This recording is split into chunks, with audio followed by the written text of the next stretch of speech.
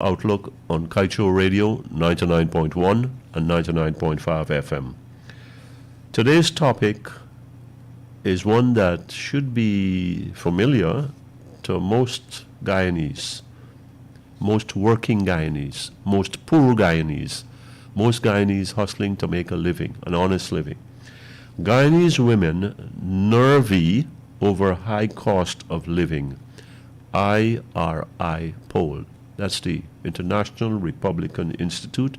It conducted a poll, and the results were pretty on the money. They were startling in some respects, but the economy was the main issue of concern for 48% of Guyanese, and within that, cost of living. Look, my brothers and sisters listening to this program, I don't have to lecture you, inform you, or do anything for you about the cost of living. You are living with it. I am living with it. Some of us, most of us, don't know how they're managing with it. Obviously, they've had to make some severe adjustment, things that they're doing without, things that they just have to look at, and that's a luxury, and then look away. They have to, what they're doing for their children as they go to school, how they pay the minibuses, and the public transportation is another story, with gas prices up, cooking gas up, and just about all of the basic commodities up. I understand, I go not frequently to the markets, I understand that the price of some of the greens and veggies are a little bit on the lower side now. Some are down, not everything. So whatever relief we can get, we get. But the women, our mothers, our sisters, our housewives, our working wives, they are pretty concerned about, in this survey that was done by the IRI, and 30% were concerned about prices and living costs, women. And they have every right to be. And the rural communities were also concerned about high prices and living cost. Now, that one is a bit of a strange one, and I'll tell you why I say so. In the rural communities, unlike the urban ones, you usually have a little space for a kitchen garden and for a couple of fowls and ducks. So you've got some eggs and you've got some meat and protein, and you're able to weather the higher prices a bit easier than the folks, the brethren in Georgetown and other towns, where there's no space, no yard space, no garden space to do the things you can do in the country. So if the people in the country areas are feeling it, the cost of living and the higher prices, then what does it say about the people in the city? Now, people between the ages of 36 and 55, mostly workers, they are concerned, men and women, because they are not able to make ends meet. That's the bottom line. Pensioners, 55 and older, where the cost of living is the main issue, and rightly so, because they are living on fixed incomes. Their money don't go up. Their pension went up by $3,000, and the government seems to have been pretty pleased with itself about that, but I don't think that did anything at all for them. And the $25,000, that was good. It's gone. It's too long ago. And the VAT on water and electricity, I don't even know if the thing is there in terms of my own bill. But yes, it helps, but people need much more help. On another note, the minimum wage of $45,000 plus, $44,000, I think it's $100. The unions are talking about an increase in the minimum wage, and they're tabling $60,000. It's not $60,000, my fellow Guyanese. $60,000 is a start, but it's off the table. It's got to be part of a staggered approach, meaning 60 and then something else and then something else until we get to. If you double that minimum wage, people will be able to do something then. I understand inflation concerns, but here's the thing. People need to eat right now. They can't eat infrastructure. They can't eat from $4,000 to $4,000. They can't eat with what is already spent. Think about these things, weigh them, and ask yourself where you stand. I'm GHK Lal on Kaieteur Radio 99.1 and 99.5 FM. Thank you for listening to the National Outlook.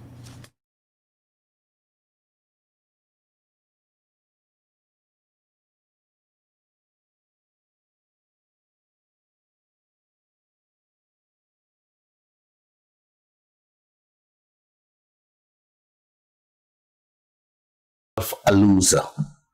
I want to ask a question.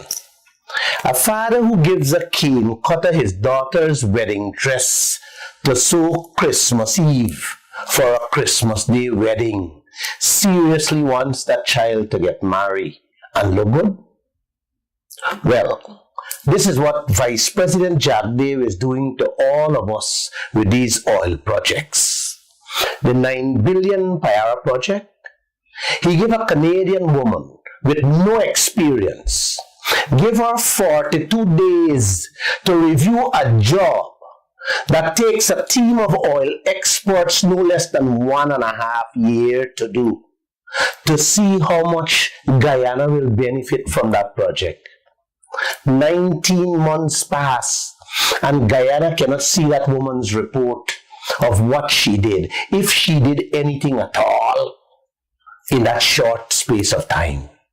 All we know, Vice President Jagdev granted ExxonMobil that approval the very next day she handed her findings to him. The Yellowtail 10 billion project, again, he did the same thing.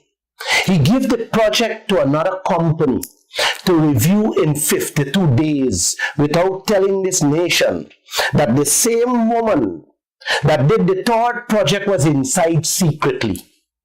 It was only at the approval. He casually said the Canadian lady was part of this review team. He first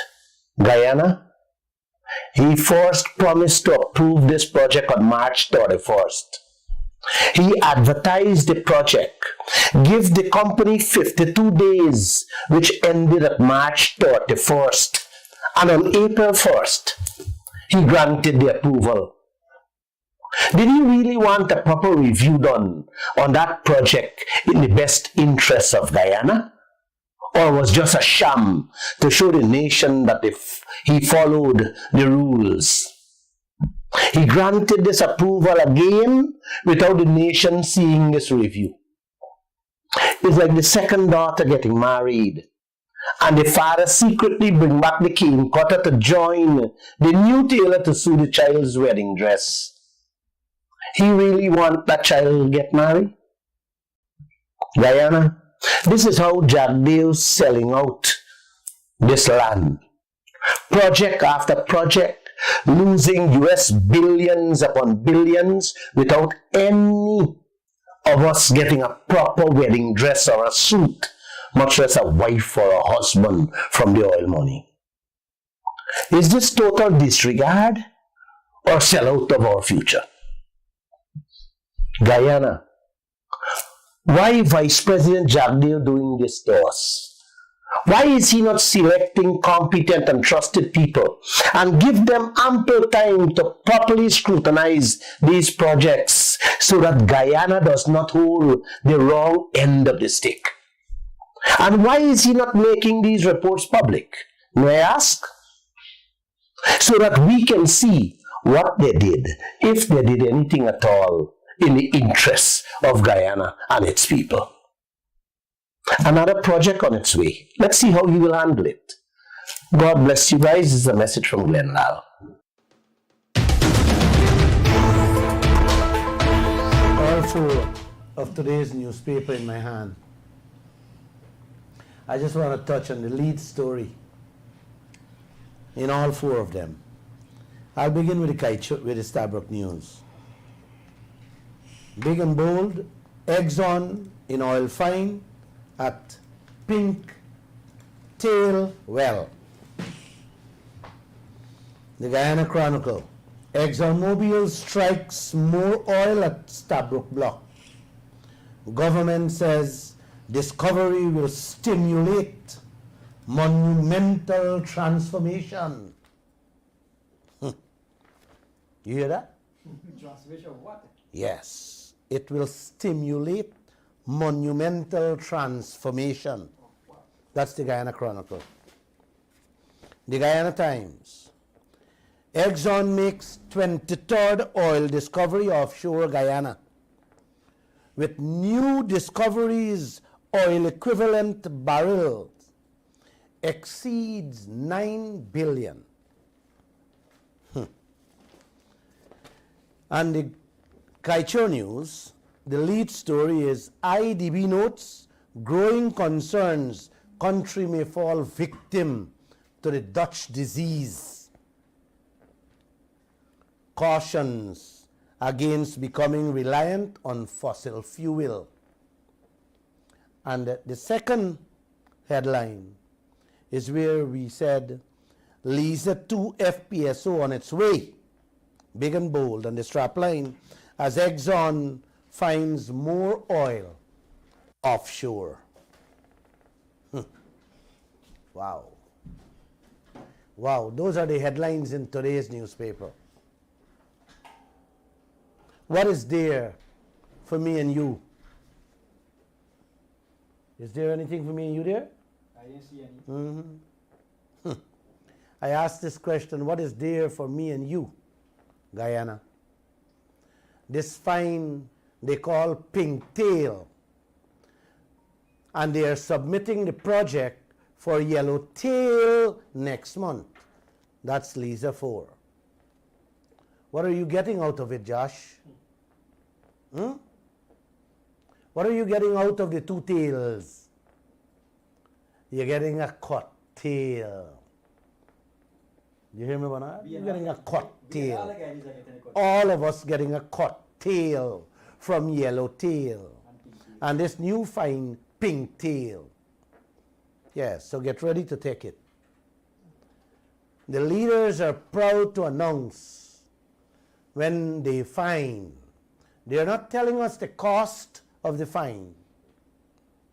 The most important aspect of the business, the operational costs, the expenses, interest rates.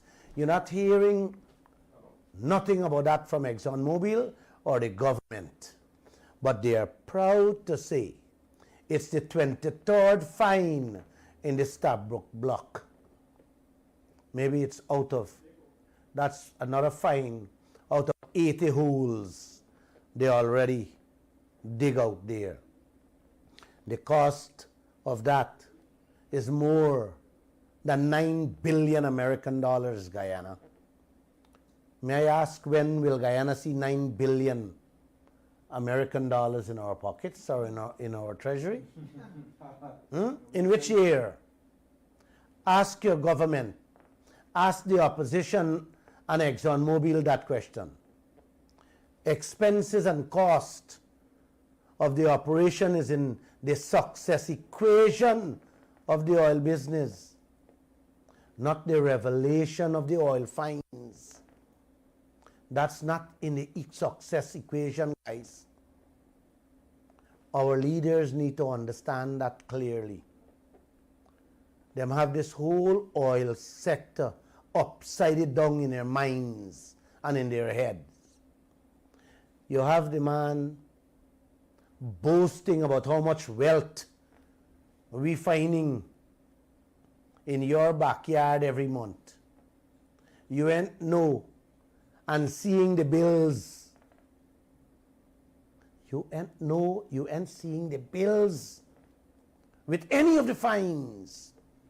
But you're jumping up like a moron, telling your picnic them, the man find more gold in your backyard. A senior vice president of ExxonMobil named Mike Cousins, maybe someone of we cousins here, says this new discovery today will benefit both we and them.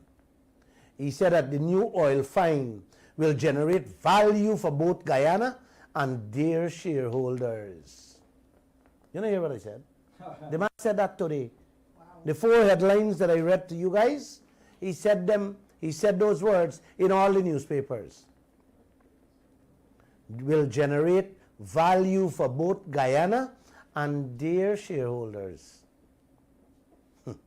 These guys are very proud to say how their shareholders and Guyana will be happy without showing you any proof of this happiness. Your leaders jumping up for joy like a set of morons, announcing that the school teacher, the headmaster Vikram Bharat, who they put in charge of this massive oil industry, had this to say today. He lauded this new fine and expressed confidence that it will aid Guyana and it will transition Guyana to a world-class producer. You hear that? The man said a new oil fine will transition Guyana to a world-class oil producer. Guyana, brothers and sisters, when these words coming from these people's mouth, I feel more and more to scream for you people and all Guyana too. This man clearly has no idea what he's speaking about. Not even a moron. A man who never went to school would speak like that. These leaders have to stop selling the white man dream to y'all. They have to stop this. It is time y'all wake up. I am not tired. I am not frustrated. I am just taking a break from you guys. By the time I am back, I'm certain that you people will wake up. Mr. Vikram Bharat telling me these discoveries will aid Guyana, aid Bernard, aid Miss Harris. You know he's correct? He's correct. Is aid this country been living on from the day of independence on to this day. Aid. Stretching we hands and begging for aid all across this world. And in the same breath, you are telling us it will transition Guyana into a world-class oil producer. You hear this thing, man? Are you really understand what's happening in this land, brothers and sisters? Are you people sick, Mr. Vikram? Who wants to hear about transitioning into a world-class oil producer? The entire business world has already said that 1,000,000 times. Why do you people keep repeating the people's line over and over and over again? Just the other day in Texas, where y'all been, the white man said in 4 years' time, Guyana will be the largest oil producing country in the world per capita. Meaning per person, guys. Why y'all keep repeating this crap all the time? Every day, all day, year go, year come. Why y'all doing this to the people of this country? The country and its people needs to know, needs to hear, needs to see from you guys what is there for us, for the people of this country, and show us proof. Definitely. Don't sell the Guyanese people dream. Stop it. Stop it. Show them poor people how they're going to live a better life. Show the police, the soldiers, the nurses, the public servants, how their salaries will be tripled. Stop selling the Guyanese people the white man dream, you morons. Stop it. I need a break from this country called Guyana. It is getting to my nerves. And I think I need to rest the nerves just for a little while. I am certain that you guys didn't hear many of over 135 programs I already did. So on my little vacation, you'll be able to hear some of them you missed. I have been fighting over 27 years in this newspaper business. And in all that time, I have never been wrong. There are stories that was printed and that I can talk publicly. But then there are many, many stories in my memories that I can only talk in private. You know what I mean, Bernard? Definitely. Yeah. Why should be sued? 29 last. If I talk publicly, 29 last. they're going to want to take me to court. But let me say this, Joshua. I know everything what they did and what they're doing. And the things they don't want y'all to know about. I will be back to tell y'all piece by piece of what they're doing. Winston Brassington, the man who heading the $900 million US dollar gas to shore project, that Ponzi scheme on Guyana, just moved to court to wind up the Kaieteur News into receivership, to shut me mouth, to shut me up. Well, all of you gotta come good, brother and sister. This is one fighter ain't giving up. Even if it costs me my life. The last dollar I have, the last breath I have, I will still be here to fight. I have been through too much, Joshua. Both governments came after me and my family many times using different methods, different tools. All they have. I am still here. And I would still be here. They have come after the Kaieteur News. They have bombed my printery. They throw grenade at me. They put 5 of my pressmen to lay on the ground and shot them dead one by one. They came in this building with guns looking for me.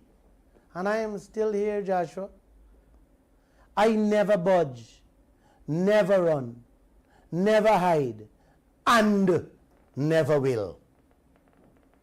So if y'all think y'all will continue with the heist of Guyana, with this theft of Guyana and its resources, leaving the people of this country to suffer, you got to think not twice, but 1,000,000,000,000 times, because I will not shut up and cannot be shut up.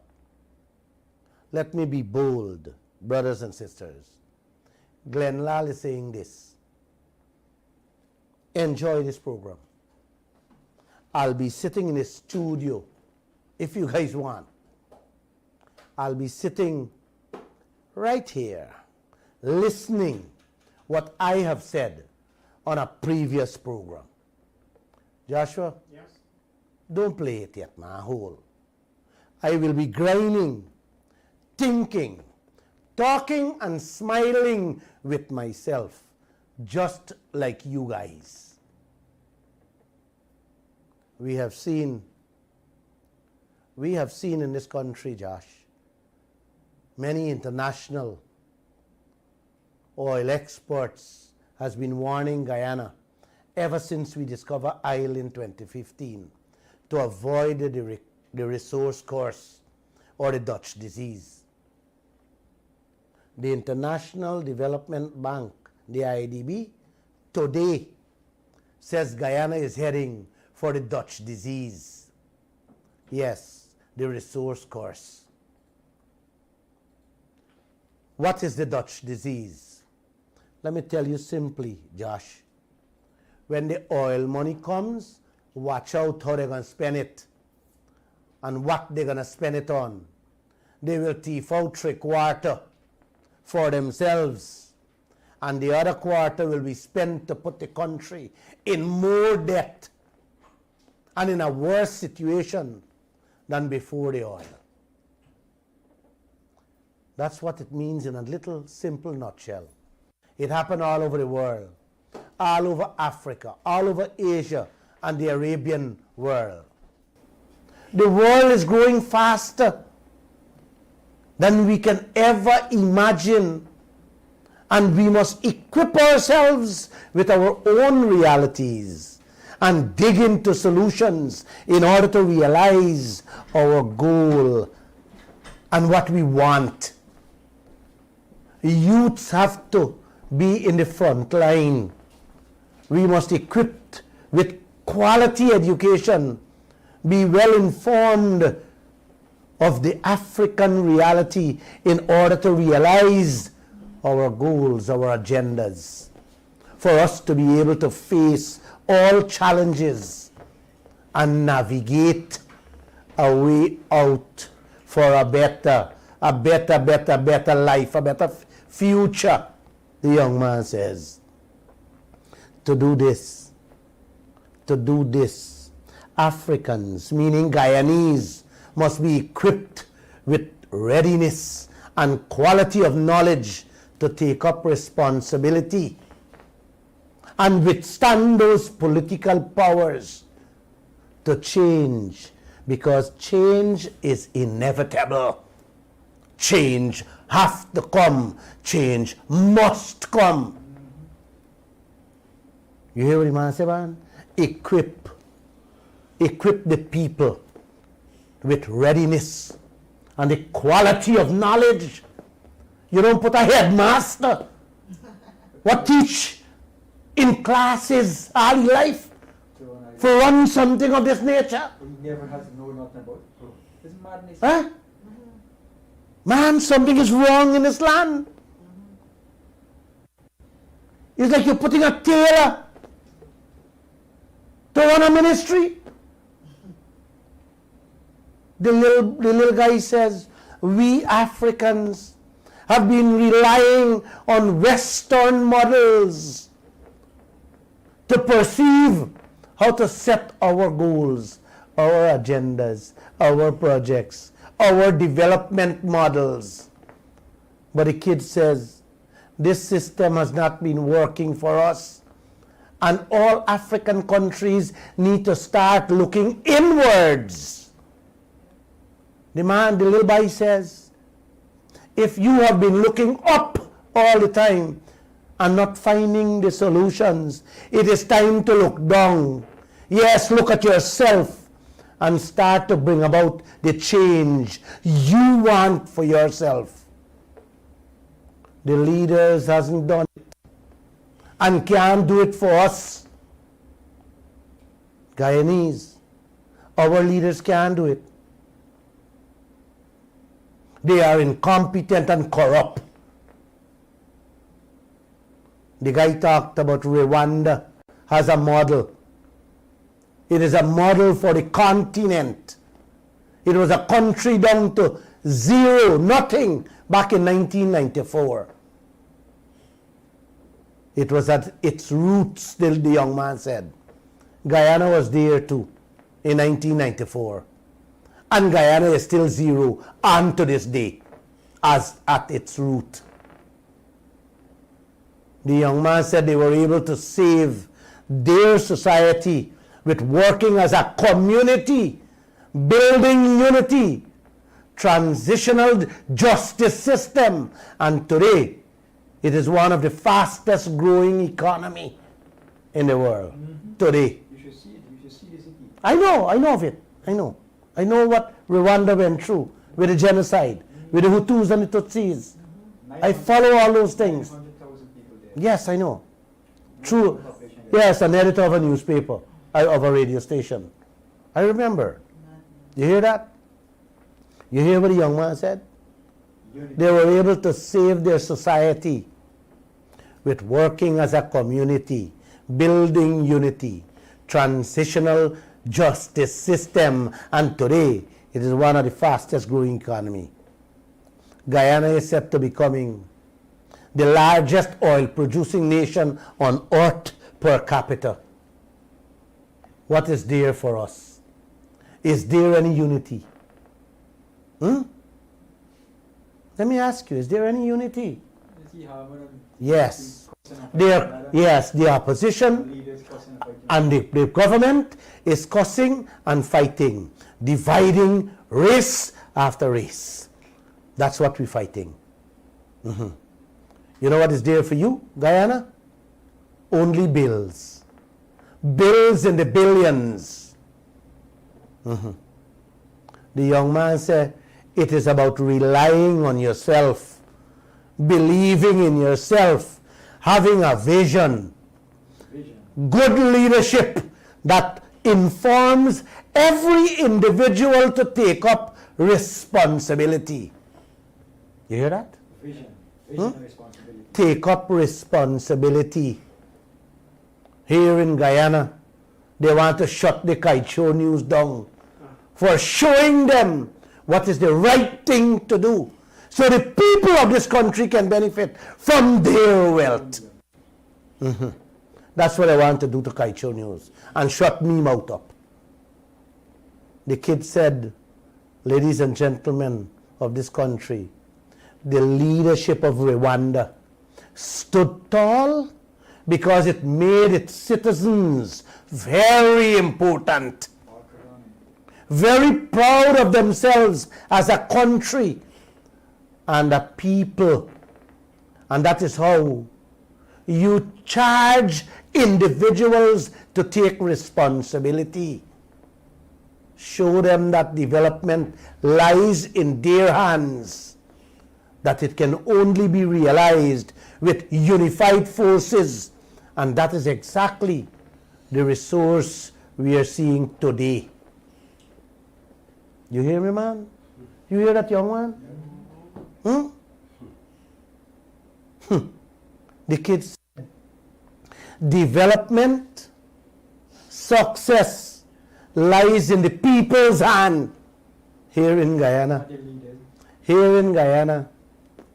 you're not hearing what to do, where to turn, where to look, how you can play a role in this development. Absolutely nothing you're hearing from these leaders. None of them. They behave as if me and you don't exist. We are not Guyanese. Everything they do is in secret and in silence in this country. Yes. So we need to go back. The young man said, we need to go back to the Pan-African spirit. What was Marcus Garvey and all our other great leaders, and he called a few names, who sacrificed, the sacrifices they made for the continent. He named Nelson Mandela and so on, and some other previous African leaders who stood up to fight against dominance, control with their belief, their vision, human rights, rights of women, right to employment, right to fair share of their wealth. Those leaders stood up. We had some of them here too. Burnham stood up. Cherry Jagan stood up. They would have chased all these foreigners out this land already if they were alive. Definitely. So true. It is high time. It is high time we rely on our realities, on issues that are in line with African agendas, the young man said. What are we doing in this country? What are we relying on? We are relying on everything ExxonMobil and these foreigners tell us in this country. The guy said no country can develop using foreign education, using foreign aid, foreign culture. We need to realize this, otherwise we're not going anywhere. That's what the young man said. Man, I love that child. I love that kid. I love him. Can I leave now for my airport or should I continue? Yeah? A little more time. You got a little more time? Yeah. Well, let me go to Suriname. Satsoli, the National Oil Company of Suriname, just announced that all the food and beverages needed by the offshore drilling rigs in their oil block will be supplied entirely by Suriname. You hear that, Joshua? Every piece of food, beverages, will be supplied entirely by Surinamese. And Surinamese own companies with effect from this month. Have you heard anything from our vice president who's heading this oil sector? If any one of our beverage companies supplying the rigs out there, or everything is being imported for them by themselves. Yes, they're importing everything. Yes, Exxon is importing everything for themselves. I remember down to the water, bottled water, ExxonMobil is importing from overseas, fattening their countries and their people. And we have people like Banks, DIH and DDL and the water companies here. From the land of many waters. Yes, and from the land of many waters. Importing water. When we carried that story in the Kaieteur News a few years back, Vice President Jagdeo, he told us that he will be looking into it. To date, we haven't heard a word on it. Suriname said they will be working closely with the companies that are operating offshore and are committed to developing the local content in the country to allow their citizens to benefit as much as possible from them oil and gas industry. 3 years now, brothers and sisters. 3 years now, Guyana pumping oil, and they're pumping other things too. Have you ever heard? Have you ever heard words from our leaders like that?